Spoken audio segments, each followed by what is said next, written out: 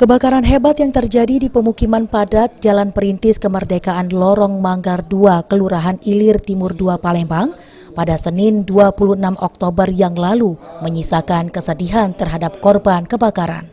Marniati, salah seorang korban kebakaran, mengungkapkan sampai saat ini dirinya dan warga yang lain juga menjadi korban kebakaran sangat membutuhkan uluran bantuan, baik dari pihak pemerintah maupun warga Kota Palembang. Seperti bantuan kebutuhan sehari-hari, baik berupa sembako, perlengkapan sekolah anak-anak, baju, dan keperluan lainnya. Bahkan rata-rata warga yang menjadi korban saat ini harus tinggal di sisa-sisa puing kebakaran dengan terpal seadanya. Sembako, yang kedua tuh peralatan sekolah, sudah itu untuk sehari-hari itu, keperluan, misalnya baju. Kalau untuk sekarang Ibu tinggal di mana, Bu? Itu di bawah itu yang posisi kebakaran.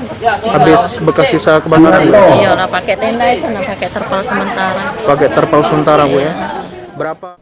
Sementara itu, Bembi selaku Ketua RT 14 dan juga merupakan salah seorang korban kebakaran berharap pemerintah dapat sesegera mungkin memberikan bantuan kepada korban kebakaran yang saat ini sangat membutuhkan bantuan untuk pembangunan rumah. Bantuan dari pemerintah untuk bangun lagi warganya di rumah lumayan.